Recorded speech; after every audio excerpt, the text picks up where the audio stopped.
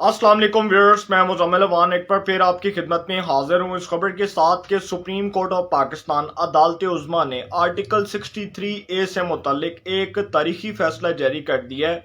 और वो जो तारीखी फैसला है उसमें 2 जजेस ने इख्तलाफ किया है और 3 जजेस का फैसला आप सबके सामने है। आर्टिकल 63A से मुतल्लिक जो reference supreme court of Pakistan को भेजा गया सदर मुमलिकत की जानिब से, उसमें 4 सवाल भी उठाए गए। 58 दिन इस केस की समाअत हुई। 21 मार्च को सदर मुमलिकत आरिफ अलवी ने सुप्रीम कोर्ट ऑफ पाकिस्तान को ये रेफरेंस भेजा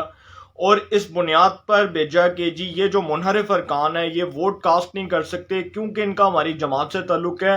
और अगर ये वोट कास्ट करते हैं तो इनका वोट काउंट ना हो। इस हवाले से अदालत जो है वो अपनी राय दे। अदालत इस हवाले से कोई तजवीज़ पेश करे। इस रेफरेंस के अंदर आर्टिकल 63A से मुतल्लिक जो reference supreme court of Pakistan में भेजा गया था सदर मुमलिकत आरिफ अलवी साहब की जानिब से, उसमें 4 बुनियादी सवाल उठाए गए। और वो सवाल ये थे कि जी क्या मुनहरिफ अरकान को वोट डालने की इजाज़त होगी, क्या मुनहरिफ अरकान का वोट काउंट होगा, क्या मुनहरिफ अरकान पर ताहियात पाबंदी होगी,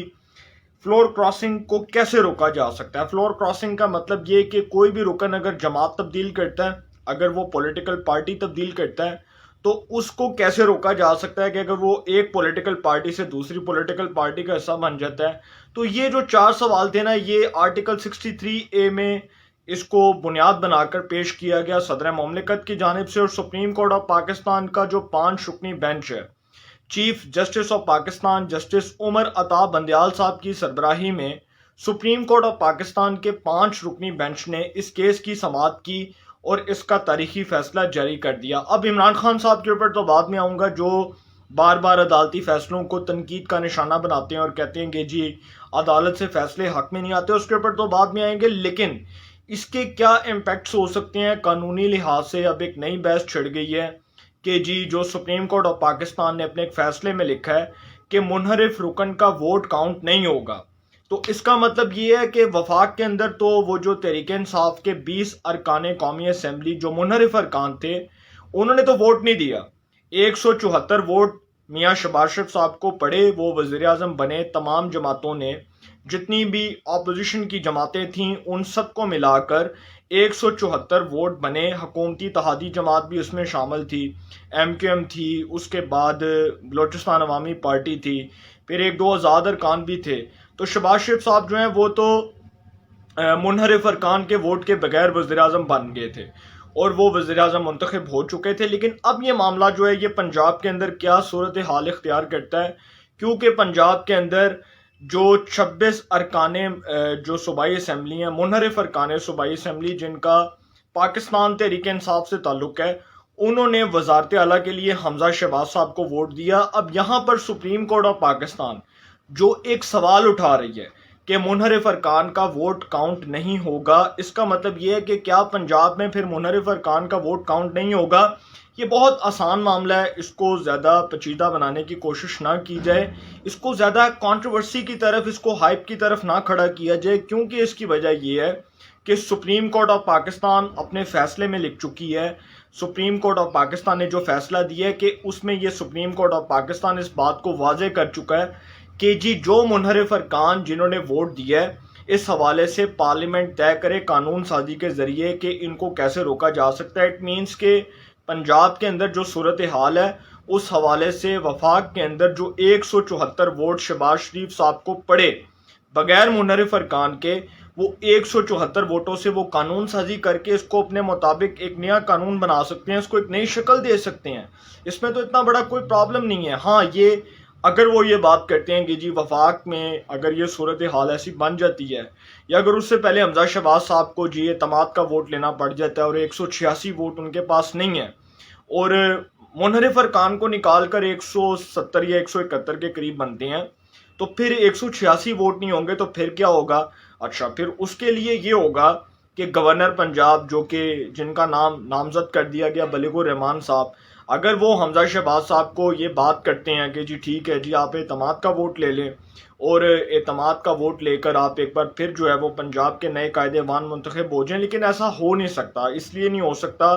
کیونکہ یہ جو سپریم کورٹ آف پاکستان کا فیصلہ ہے یہ ڈائریکٹلی طور پر الیکشن کمیشن آف پاکستان کے ساتھ جڑا ہوا ہے، اور الیکشن کمیشن آف پاکستان بھی تاریخی فیصلہ سنانے جا رہا ہے پنجاب کے جو منحرف ارکان ہیں ان سے متعلق، کیونکہ انہوں نے حمزہ شہباز صاحب کو پنجاب کی وزارت اعلیٰ کے لیے ووٹ دیا، اور اب اس حوالے سے الیکشن کمیشن آف پاکستان کیا فیصلہ کرتا ہے اس کے اوپر بھی آؤں گا۔ لیکن یہ جو صورتحال ہے، جو سپریم کورٹ آف پاکستان کا فیصلہ آیا اور اس فیصلے کے بعد اب یہ تجزیے ہو رہے ہیں، تبصرے ہو رہے ہیں کہ جی پنجاب کے اندر جو ہے وہ صورتحال چینج ہو گئی ہے، اور اتنا آسان نہیں ہے نا، دیکھیں یہ اتنا آسان نہیں ہے۔ اگر تحریک انصاف یہ بات کرتی ہے کہ حمزہ شہباز صاحب جو ہیں وہ اعتماد کا ووٹ لیں اور وہ اعتماد کا ووٹ لے کر قائد ایوان منتخب ہو جائیں، تو پھر تحریک انصاف کو یہ بات بھی سوچنے کی ضرورت ہے کہ جو پرویز الہی صاحب ہیں وہ ان کی جماعت سے کوئی تعلق نہیں تھا۔ پرویز الہی صاحب جو ہیں ان کا تحریک انصاف سے کوئی تعلق نہیں تھا، ان کا مسلم لیگ کاف سے تعلق تھا۔ تو اگر پرویز الہی صاحب جو ہیں ان کو پھر سے نامینیٹ کر دیا جاتا ہے پنجاب کے قائد ایوان کے لیے، تو پھر تحریک انصاف جو ہے اس کو پھر ایک بار شکست ہوگی، کیونکہ تحریک انصاف اپنی جماعت سے اگر کسی کو کینڈیڈیٹ نامینیٹ کرتی ہے تو وہ ایک الگ پروسیس ہے۔ اگر وہ کسی اتحادی کو قائد ایوان کے لیے منتخب کرتی ہے، اور اگر یہ صورتحال پیدا ہو جاتی ہے کہ پنجاب میں نئے قائد ایوان کا انتخاب دوبارہ سے ہوتا ہے، تو پرویز الہی صاحب تو قائد ایوان منتخب نہیں ہو سکتے، کیونکہ اگر وہی لوگ تحریک انصاف کے پرویز الہی صاحب کو ووٹ دیں گے تو پھر دوبارہ سے وہی منحرف ارکان والی سچویشن آ جائے گی کہ جی وہ اپنی جماعت سے ہٹ کر کسی اور بندے کو ووٹ دے رہے ہیں۔ اتنا آسان یہ معاملہ نہیں ہے، اس معاملے کو سمجھنے کی ضرورت ہے، کیونکہ یہ پنجاب کے اندر یہ جو معاملہ ہے، اگر الیکشن کمیشن آف پاکستان کے فیصلے کی طرف آ رہا ہوں، کیونکہ الیکشن کمیشن آف پاکستان نے 26 ارکان صوبائی اسمبلی کے مستقبل کے حوالے سے فیصلہ کرنا ہے۔ سپریم کورٹ آف پاکستان نے جو فیصلہ دیا اس میں یہ ارکان تاحیات نااہلی سے بچ گئے، ڈی سیٹ ہونے سے بچ گئے، ان کے اوپر پابندی لگنی تھی اس سے بچ گئے۔ صرف ایک سپریم کورٹ آف پاکستان نے رائے دی ہے، سپریم کورٹ آف پاکستان نے اپنا ایک موقف پیش کیا ہے کہ ایسا ہو سکتا ہے، ایسی پاسبلٹیز ہیں، کیونکہ یہ فیصلہ تو پارلیمان نے کرنا ہے، پارلیمنٹ نے کرنا ہے، قانون سازی تو پارلیمنٹ میں ہونی ہے، تو یہ اتنا آسان معاملہ نہیں ہے۔ دوسری جانب جو الیکشن کمیشن آف پاکستان ہے وہ کیا فیصلہ کرتا ہے اس حوالے سے بھی بات کرنے جا رہا ہوں کہ الیکشن کمیشن آف پاکستان کا لیٹ سپوز اگر یہ فیصلہ آ جاتا ہے، ایکسپیکٹڈ فیصلہ اگر یہ آ جاتا ہے کہ جی جو ارکان ہیں منحرف ارکان انہوں نے حمزہ شہباز صاحب کو ووٹ دیا، تو جی اس حوالے سے نئے قائد ایوان کا انتخاب ہو جائے، یا اس حوالے سے جو ہے دوبارہ سے نئے قائد ایوان کا انتخاب ہونا چاہیے پنجاب کے اندر، تو پھر یہ معاملہ تحریک انصاف کے گلے پڑے گا، اور اس سے براہ راست نقصان تحریک انصاف کو ہوگا، کیونکہ ان کے 25 ارکان آلریڈی جنہوں نے حمزہ شہباز صاحب کو وزارت اعلیٰ کے لیے ووٹ دیا تھا، وہ 25 ارکان تو پرویز الہی صاحب کو ووٹ نہیں دیں گے، تو پرویز الہی صاحب کی جو اکثریت ہے وہ ثابت نہیں ہو سکتی، وہ بھی اپنی اکثریت ثابت کرنے میں ناکام ہو جائیں گے۔ اور دوسری بات کہ یہ جس کو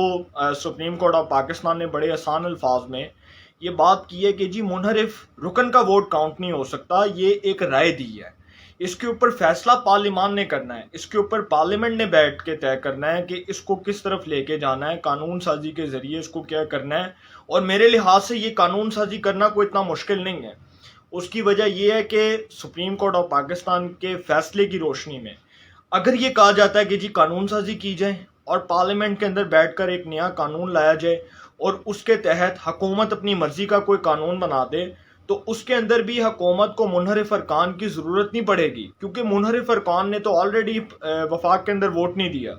اور 174 ووٹ جو شہباز شریف صاحب کو پڑے بطور وزیر اعظم کے،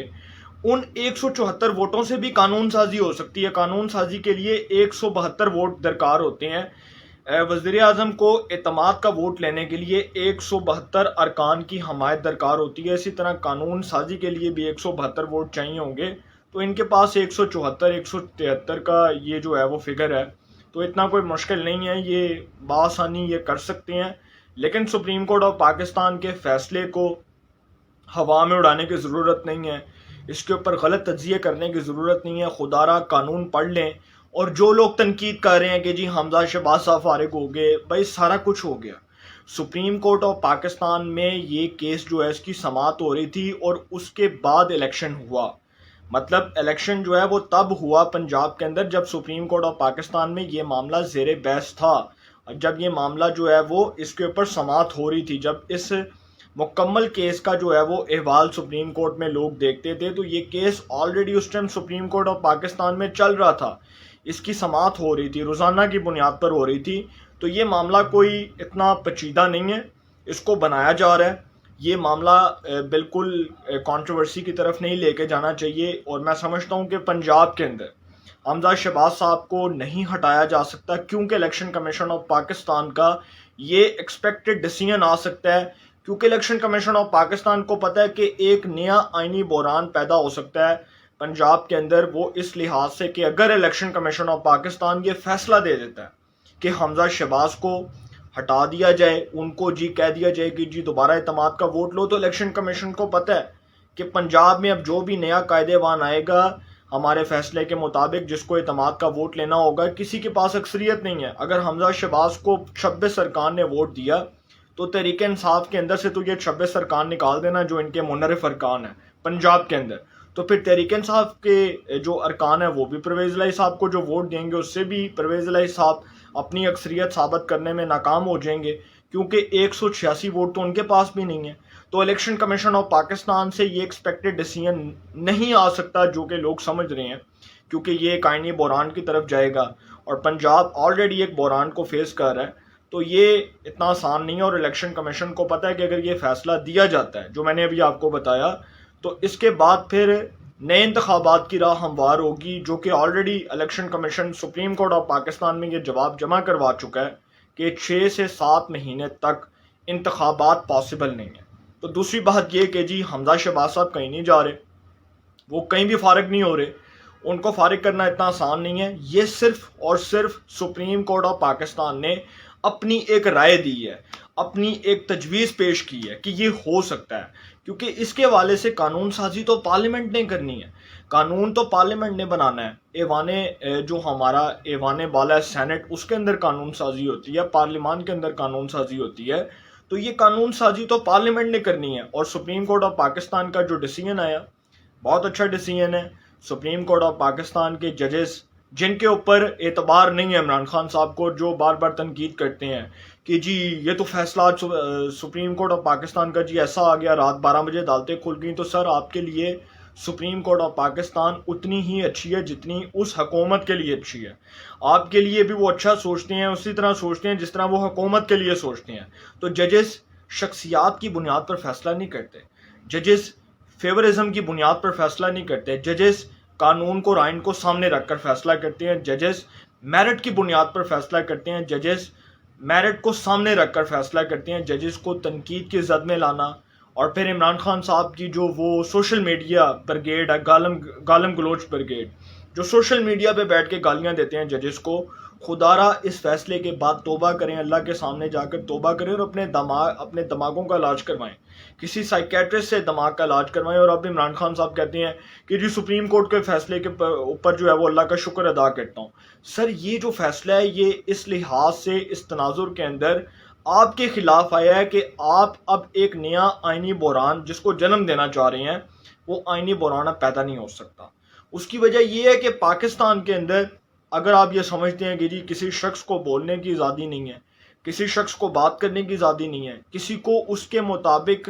جینے کی، اس کے مطابق رہنے کی آزادی نہیں ہے، تو سر یہ بات غلط ہے. صرف آپ کی زبان سے نکلنے والے الفاظ وہ قبول نہیں ہو سکتے.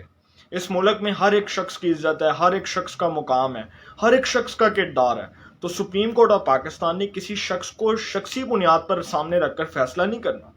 اس نے آئین اور قانون کو، میرٹ کو سامنے رکھ کر فیصلہ کرنا ہے. اور دوسری بات جو میں بڑی امپورٹنٹ بات کرنے جا رہا ہوں وہ یہ کہ سپریم کورٹ آف پاکستان سے ہی یہ فیصلہ آیا، اور یہ فیصلہ کسی کے خلاف نہیں آیا، نہ ہی کسی کے حق میں آیا، نہ ہی کسی کے خلاف آیا. یہ فیصلے کے مطابق سپریم کورٹ آف پاکستان نے ایک رائے دی ہے کہ یہ ہو سکتا ہے، یہ ایکسپیکٹڈ ہے، یہ قابل قبول ہے، ایک منحرف رکن ووٹ کاسٹ نہیں کر سکتا. یہ فیصلہ سپریم کورٹ آف پاکستان کا آج آیا، الیکشنز کے بعد آیا. اور یہ بھی چیز دیکھنے کی ضرورت ہے کہ اگر یہ حمزہ شہباز کے الیکشن سے پہلے آتا تو اس کے پہ بہت سے سائیڈ ایفیکٹس ہوتے،